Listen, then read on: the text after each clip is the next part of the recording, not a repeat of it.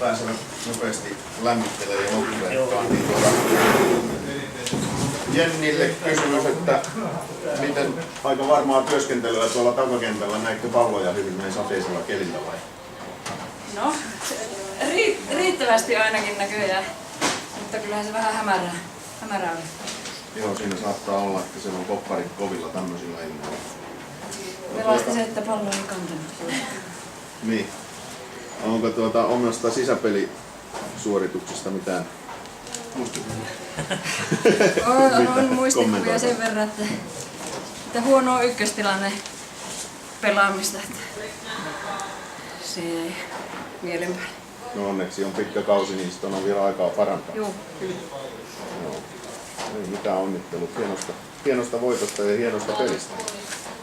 Sitten Sallalle näyttää olevan raudan lujaa tuo lyöntipeli, että oliko paikat etukäteen katsottuna vai tuliko ne siinä? No ne tuli aika hetken mielisestä. Totta kai kaikkea katsotaan etukäteen, mutta Joo. ei nyt sillä lailla ole mitään tiettyä suuntaan. Niin. Se meni ihan hyvin ympäri kenttää. Kyllä vaan. No sitten vieraiden pelijohtaja Jarkko Kokko, onko pelaajille vielä jotain? No mä voin Sallalta kysyä, mikä sun mielestä ratkaisi peli, mikä käänsetään vieraiden voitoksi? No en tiedä, onko nyt mitään yksittäistä syytä sillä lailla, että ei me nyt huonosti mun mielestä pelattu, että me ei vaan osunut keppiin silloin kun olisi pitänyt ja en mä tiedä. Just puhuttiin tuossa kun tultiin ylös, että tyypillinen sadekelin peli, että nyt pomppi näin päin. Joo, siinä on tilastojenkin valossa kolmostilanteet oli kumminkin aika vähiset, niitä oli vain 10 kotijoukkua. Että pannaanko se sitten säänpiikkiin vai minkä piikkiin? No en mä tiedä voiko sitä nyt säänpiikkiin sillä lailla laittaa, mutta että ei voi mitään. No, kausi on pitkä ja pelejä paljon jäljellä, että tästä on hyvä vara parantaa vielä. Joo, mä pärjään. No niin, kiitos. Sitten vieraiden pelijohtajalle onnittelut hienosta voitosta ja mikä oli sun näkemykset, mihin tämä homma ratkesi loppujen lopuksi? No, kaveri ei tehnyt kovin mitään juoksua, että saatiin tuolta ne sitten puristeltua. En ole meillekään mitään laatusuorituksia, no kotitukset ollut, että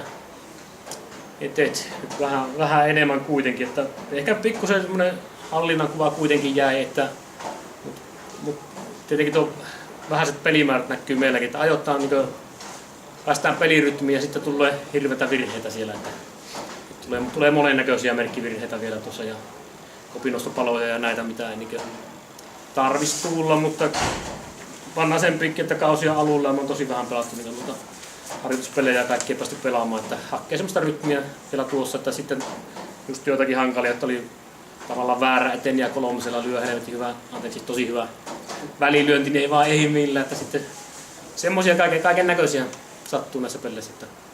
Mutta ulkopeli oli loistavalla mallilla, että sillä se nyt tuli se 3 pistettä tuolla ulkopeli ansiosta. Joo, no siltä se näytti tänne ylöskin, että se oli aika varmaa. Mutta sitten tosiaan noita sisäpelissä takapaloja tuli ainakin tänne. Kaiken näköisiä, jotka oli hyväksyttäviä vietiinkin sillä että jos tulee takapaloja tulkoot, mutta että nyt sitten kaiken näköisiä muuta semmoisia, jotka voi laskea virheeksi, niin niitä tuli aika paljon just syöpeliä. Lehdistön vuoro Jarkolta. Joo, Turvalleen. Selvä. No, sama homma Jukalle, että mikä oli sun näkemyksen mukaan se kulminaatiopiste tässä ottelussa, että mihin tämä homma loppujen lopuksi ratkesi? No kyllä, se varmaan ratkesi siihen, että kaverilla oli vähän enemmän kolmostilanteita ja sitä kautta vähän enemmän painetta tuonne meidän ulkokenttään. Että juoksunteko oli vaikea molemmin puolin tänään ja kyllä se on kun tihuttaa vettä ja on tuommoinen kylmä ilma, pallo ei lennä oikein kovaa. Että se söi vähän niin kuin lyöjän eväitä, että ulkokenttä oli Kempelöltä todella hyvä ja se olisi vaatinut laatuosumia ja tänään sitten osumat oli pikkasen niin kuin hakusas. Rimppuiltiin siinä kyllä hyvin niin kuin perässä, mutta ei niin kuin minä vaiheessa oikein päästy sillä, että oltaisiin oikein ruvettu niin hallittamaan ja iskemään sitä palloa. Hivenen liian varovaistakin peliä oli. Oliko teillä etukäteen katsottuna jotain tiettyjä suuntia, mihin missäkin No, tilanteessa lyödään? totta kai oli, mutta se nyt vaan ei tänään oikein pallo kiitänyt, että se vaikeutti kyllä. Ja oli niin työtä ja tuskaa purkaa nollaa ja sitten noita etutilanteita, että se oikeastaan se pelin tarmo meni vähän siihen, kun se olisi kivempi, jos sen saisi uudata tuonne kolmostilanteen purkamiseen. No niin, tässä tilastojenkin valossa kun katsoo, niin kakkoskärki on onnistunut paremmin kuin ykköskärki. Joo, kyllä oli meillä ongelmia kyllä siinä. Mutta odotetaan kesää ja kärpääsiä, niin kyllähän tässä on on sillä tosi tyytyväinen, että mun mielestä pelattiin laadukasta ulkopeliä mekin ja Kempelä on viime vuonna ollut aika korkealla sarjataulukassa, ettei tämä nyt kauheasti säkkiin pitää vaikka näin. Aivan. Lehdistövuoro. No joo, tosiaan niin sanotkin, niin olitte vähän niin kuin siinä munkin mielestä perästä oikein, että päässyt haastaa, että se 4. tasoittava oli oikeastaan siinä ekalla se paras. Joo, siinäkin. Ja sitten siinäkin sorruttiin pikkasen niin kuin semmosiin, että toivotaan lyönteihin, että olisi vaan raakasti pitänyt antaa pallolle kyytiä ja saumoja ratkoa, mutta Se on niin helppoa. ei se, niin on, että kun se ei käy oikein keppiin se lyönti, niin silloin niin kuin turvautuu siihen. Kyllä sieltä tuli monesta suusta, että ei osu. Niin tuli meilläkin, että kun ei lipsuu vaan niin kuin. Nousi aika paljon kopeiksi. Kyllä, ei se helppoa tuossa ole. Kylmää on, että sattaa. No niin, Santarien No, ei mitään. Onnittelut Kempeleelle voitosta ja Maalla Jussi pää ylös eteenpäin. Joo, ei meillä ole. Seuraava peli lauantaina ja onko sinne jotain erikoista jo katsottu?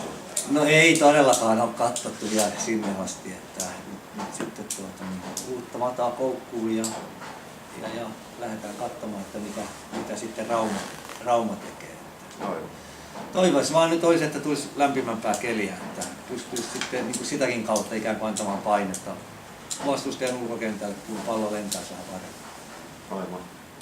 Ai mitä. Kiitoksia molemmille ja ei muuta kuin eteenpäin. Kiitos. Näin teen.